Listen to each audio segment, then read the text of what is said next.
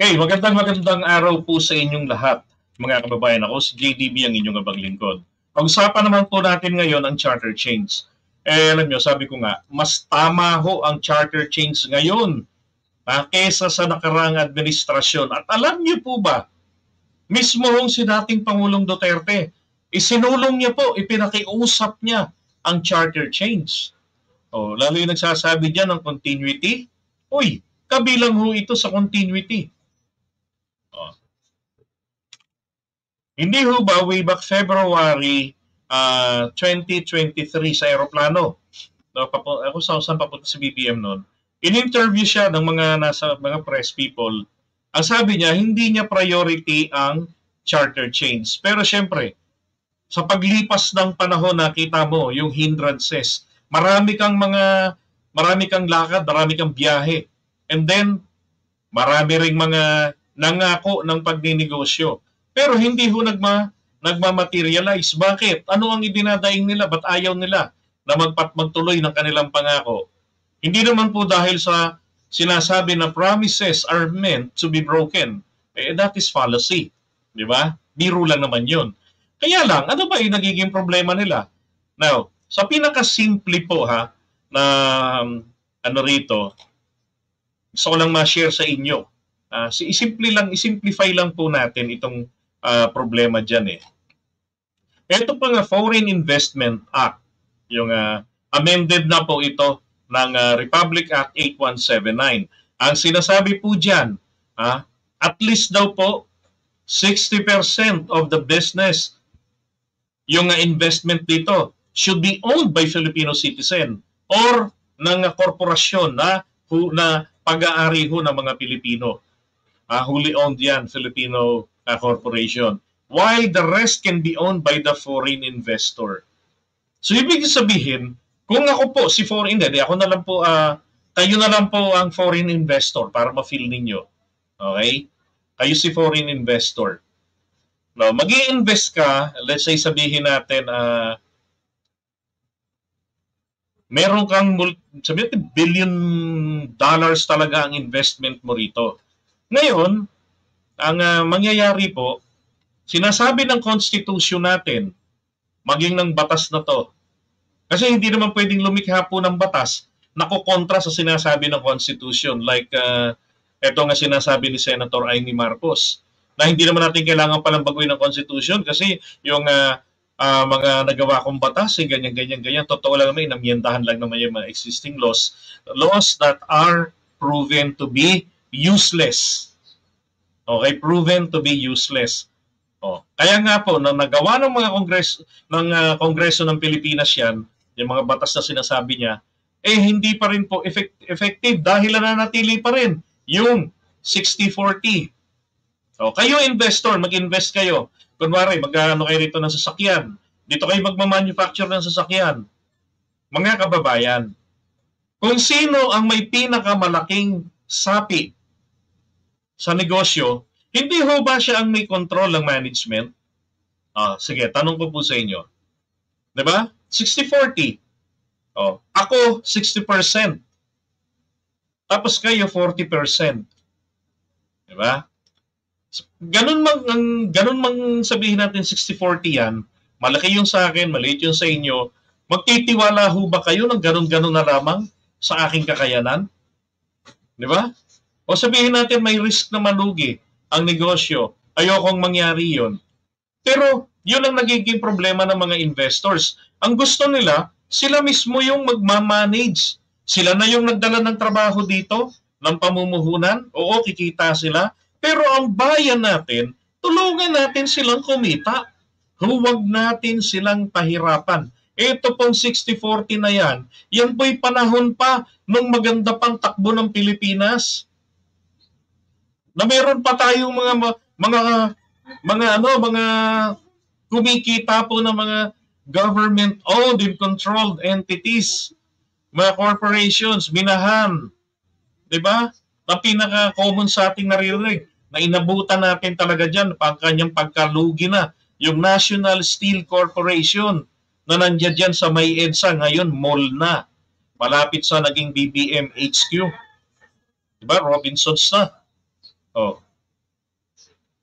So, hingi ka ng pabor, hey, foreign investors, we have 1,805 foreign investors in the room right now.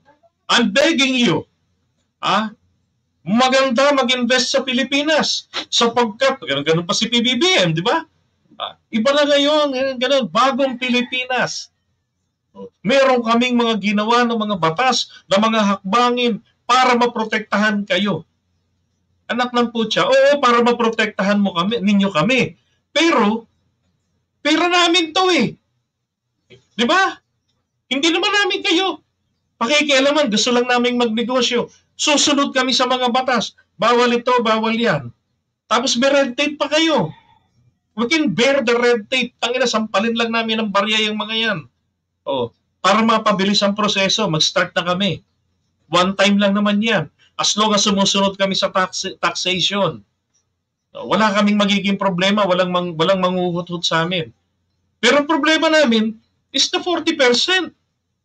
Lang ang pwede namin in-invest. Kung ako man po ang investor, hindi ako pupuntang Pilipinas. Bakit ako pupuntang Pilipinas? Diba? Limitado lang ako.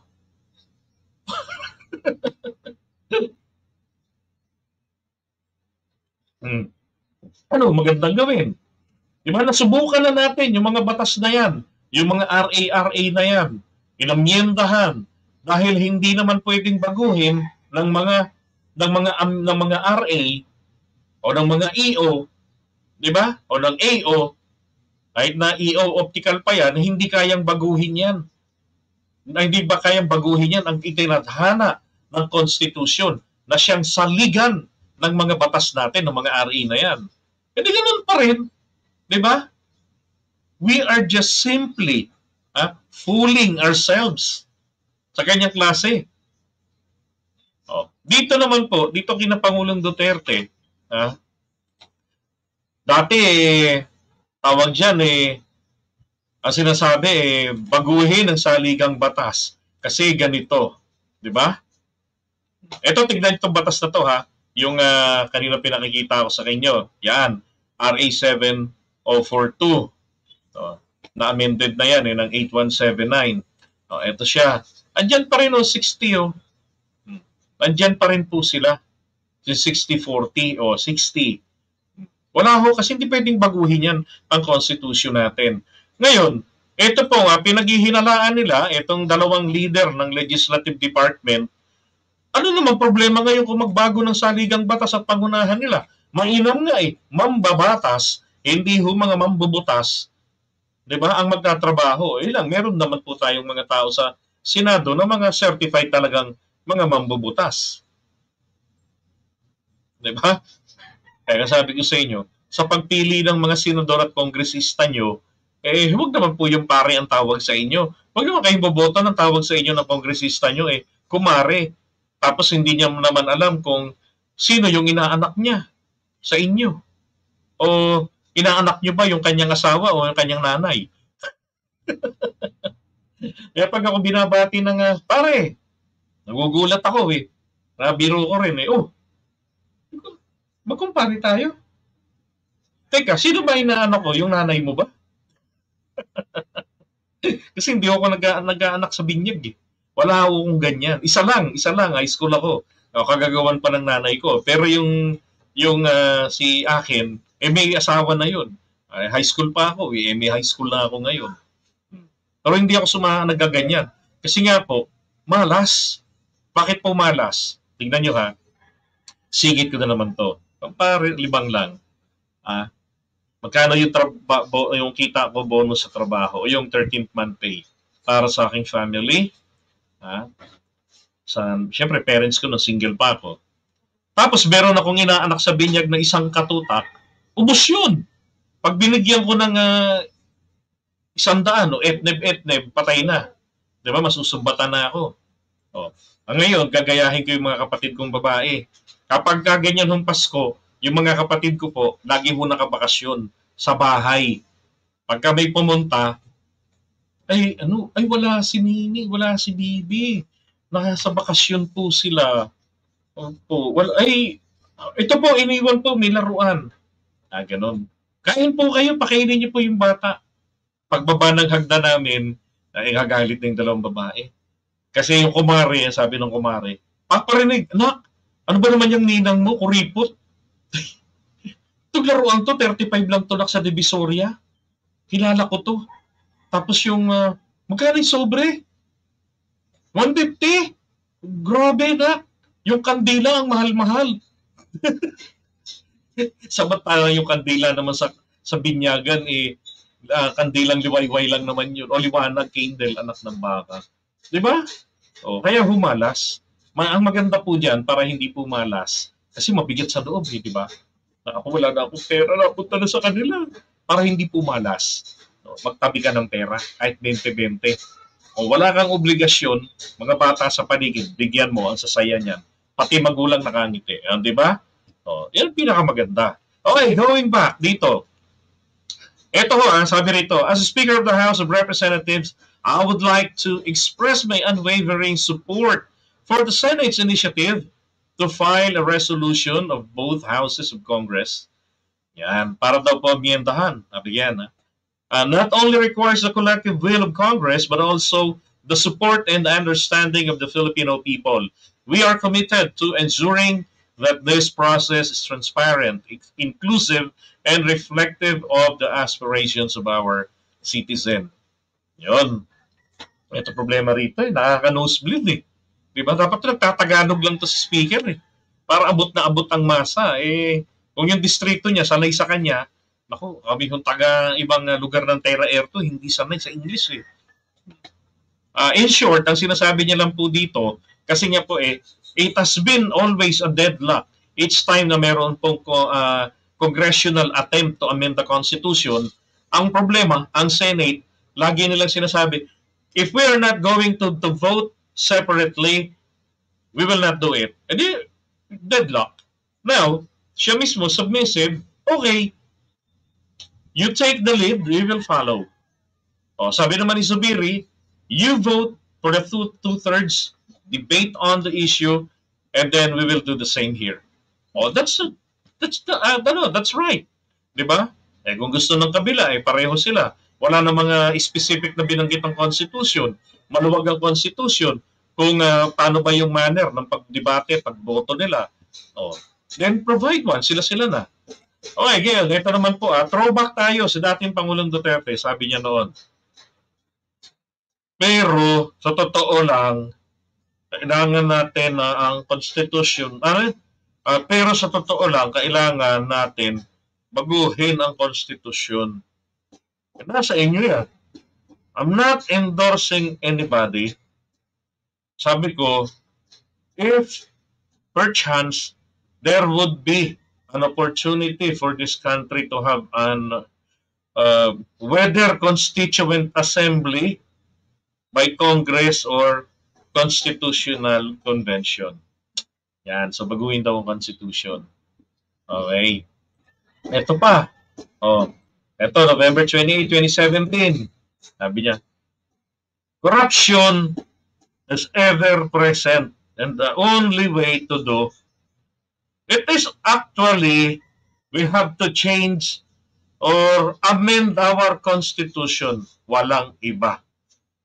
Di ba? Ngayon, ito pa, sabi niya, June 25, 2019, publicly declaring for the first time that he is no longer inclined to push for federalism. Yan na, ang bilis niyang sinukuan ng federalismo. Sabi niya, if you do not want federalism, fine. But change the Constitution. That would change this nation. Sabihin ko sa iyo. With a guarantee. Diba? Para mabago ang ating bansa, baguhin mo ang saligang batas, sabi niya. Kung ayaw nyo ng federalismo, fine. Pero baguhin nyo ang saligang batas para mabago ang ating bansa. Diba? I love it. Bakit hindi ginawa? Eto pa. We cannot stop corruption even if we want to. The worst spring of corruption is our Constitution itself. Yun naman pala eh. Diba? Tama naman siya. Oh. Pero naman po ngayon, Diyos ko po, sorry sa gumawa nito, napulot ko lang itong material na to. Pero ito naman po yung sinabi niya na na 3 araw na kasi siya nagsisimba. 3 times a day na siya nagsisimba. Sabi niya naman dito po, just recently, we have good constitution. I find it in perfect condition. I find nothing wrong with it. Di ba? Ito yung yung pinaka-latest niyang press conference after nung issue ng destabilization plot against this administration and then the Pulboronic video na sabi niya, yung video, wala yung video na yan. Kung totoo, bihin ko sa inyo, kung totoo na meron yan, matagal nang lumabas yan. Nagsalita siya ng ganun. Makalipas ang ilang buwan na pinagpifiestahan, 1 taon mahigit, di ba? Na pinagpifiestahan si BBM na nagkokoka. Nagagawan niya bago mag-campaign period o nung campaign period, pagkatapos na mabuo ang BBM Sara tandem, saka nagsalita. Kung kailan, di ba, marami ng kababayan ang naniniwala sa kanilang kwento. Alam niyo, masasabi ko lang po ganito Noong CPRRD po, hindi po siya katulad ng ibang mga naging presidente ng bansa natin na sinabi ng mga tao, ay, buti natapos na yung termino ng hayop na yan. Pahirap yan. Diba? Ganon yung iba sa atin noon Pero nung siya ang bumaba na sa pwesto, meron pong ganyan ang sambayan ng Pilipino. Salamat, PRRD. Diba? So dapat po sana, do not demonize the new administration. Ngayon sinasabi ko palagi, dapat ang mga dating presidente ng Pilipinas, sila po ay magsisilbi bilang mga inspirasyon, hindi mga instigator, o hindi man po mga destabilizer. Di ba? Dapat ganon. Huwag na nilang burahin ang maganda nilang imahe, yung kanilang legacy, dapat mapangalagaan. Pero, if you bullshitting the new administration, feeling that you are still the president, sabihin ko sa inyo, you have a big problem. Bakit? Abay, grabe na ang ginawa ng presidenteng ito sa kanya. Sokdulan na yung kanyang legacy na bilang isang senador noon na nag-ratifika ng ICC. Niyayapakan niya yung kanyang legacy ni SBBM. Diba? Tapos ginaganyan-ganyan nyo. Sabihan nyo pa, walang utang na loob. Hoy, kilabutan kayo. Yung pagpapalibing kay Apo Lakay, hindi po ito dapat tanawing utang na loob. Dapat lamang po ito, it deserve a thanks. Pasalamatan lamang. Dahil may nag-utos, Korte Suprema. May nag-utos, batas. Diba? Yan ang batayan. Kaya nga sabi ni Daddy Diggs noon, tinignan ko talaga ang konstitusyon. Kung naging siyang na sundalo, naging presidente ng Pilipinas, doon, sapat na dahilan. Tama. Kung meron kang matibay na pundasyon, nobody can refute you. At wala naman talaga naka-refute doon ng mga dilawan, ng mga tutol sa pagpapalibing. Pero, yung yurak-yurakan ni PBBM, yung kanyang legacy bilang SBBM na isa sa mga nagratifika ng ICC rito sa ating bansa, na inabot ng 11 years mula ng pirmahan ni ERAP, pasukin niya yung treaty na yan sa yung Rome Statute, pero hindi na-ratifika sapagkat yung sumunod na administrasyon mula sa kanya si Gloring, di ba? Hindi po yan inasikaso. Kahit na may mga public pressure na, international pressure, hindi po nila inasikaso yan na i-ratifika. Pero panahon ni BBM bilang senador, together with Miriam Santiago, JPE, and the rest, na-ratifika ito.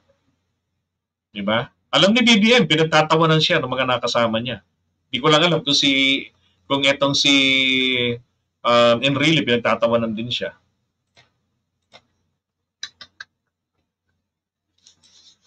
Ay nako. 'Di ba? See the hypocrisy. O ngayon, eto pakinggan niyo Enmienda sa batas. Yan ay matapos daw sabihin ni Pangulong Bongbong Marcos na dapat Senado ang manguna sa usapin. Nasa frontline ng balitang yan, si Mayan Los Baños. Ayan kanina sinabi ko sa inyo, February, sabi ng Presidente, hindi niya priority ang charter change.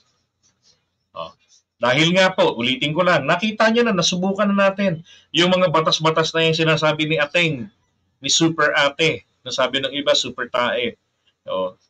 Diba? So, ano po kailangan gawin ng Presidente? Naranasan nyo na, nasubukan nyo na yung mga pwedeng subukang bagay-bagay. Pero hindi po gumana. Abay, napaka-stupido mo naman kung mananatili ka doon. Ipagpipilitan mo, di ba? Moral duty po ng Presidente, kahit sino pa yan, mapaanong kulay pa yan, kahit colorful pa yan, di ba?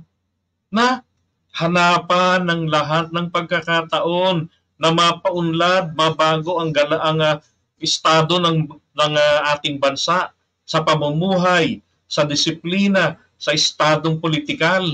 Maging better country tayo. Hindi yung makontento na, hindi pwede.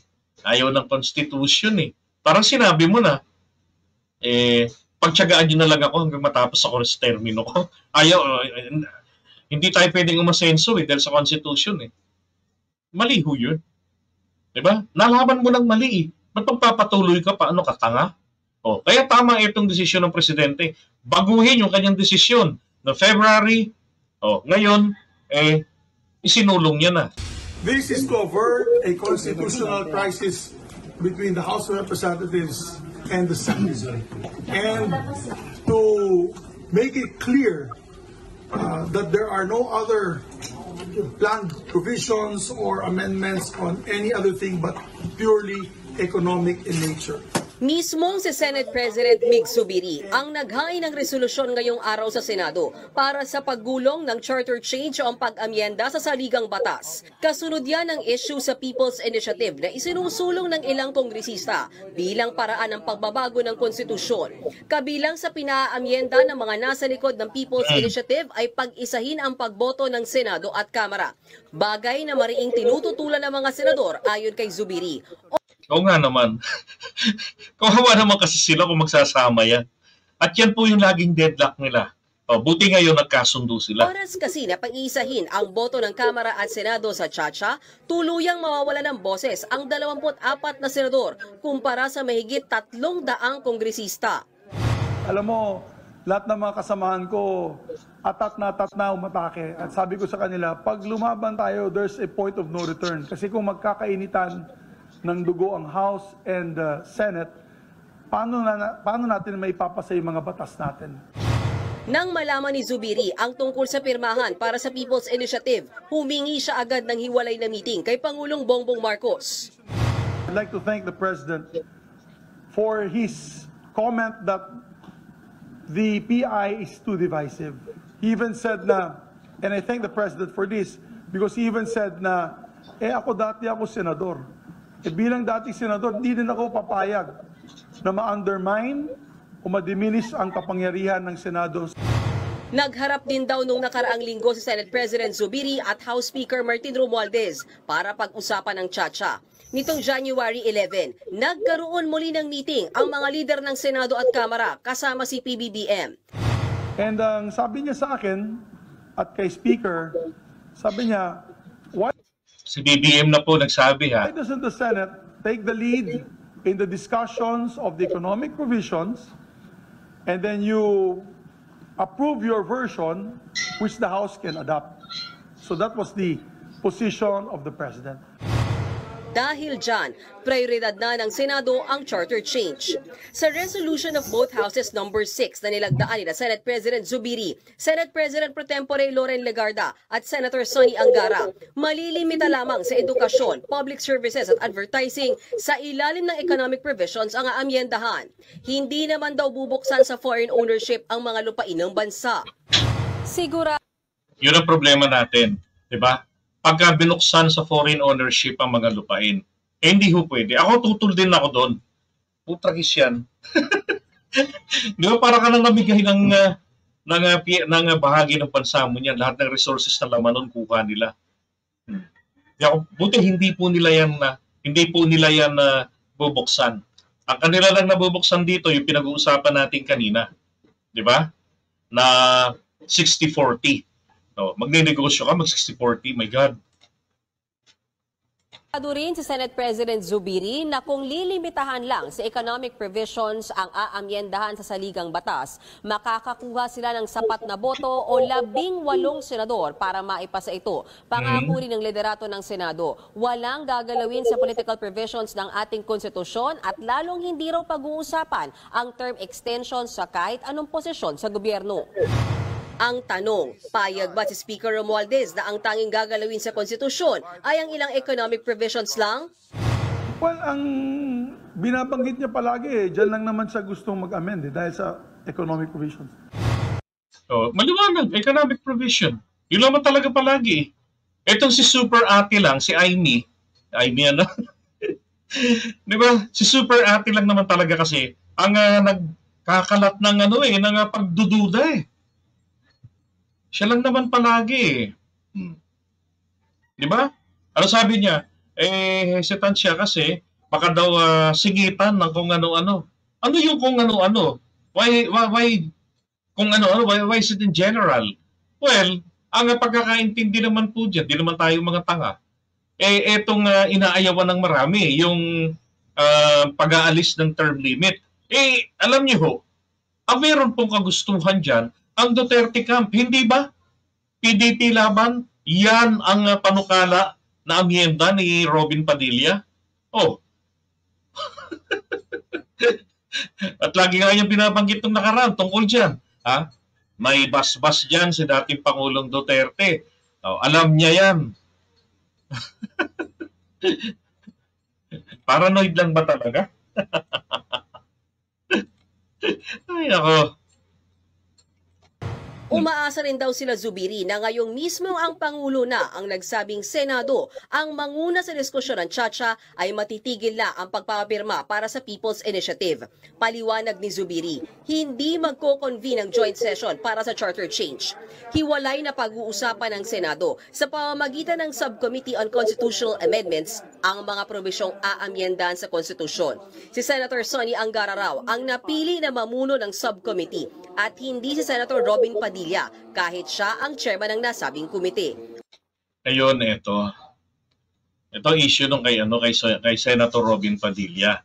Kasi si Senator Robin Padilla naman po yung committee chairman ng constitutional, 'di ba, and electoral, tama, 'di ba? Basta constitutional amendment siya tayo sa kanya.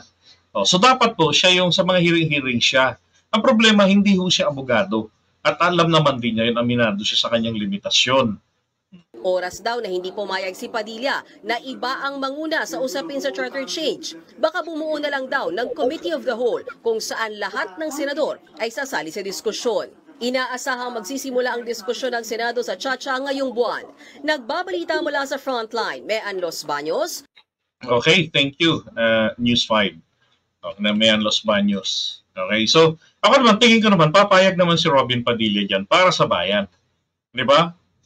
Kung hindi naman siya papayag, may way naman eh. Di bubuo ng Committee of the Whole, di lahat ng mga senador.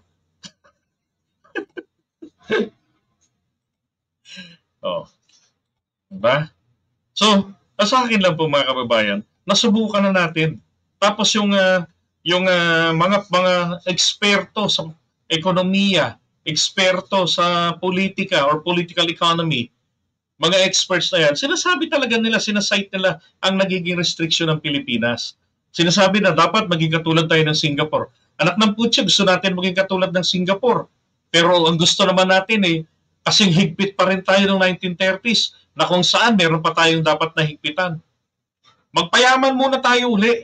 Pag mayaman na tayo, pag maunlad na uli ang Pilipinas, kaya na nating tumayo sa sariling mga paa natin, baguhin natin ang Constitution, maging ulit tayo, protective ulit tayo.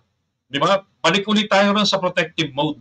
Ganun lang naman yan. Kailangan nating umadapt, mga kababayan, sa mga pagbabago ng panahon.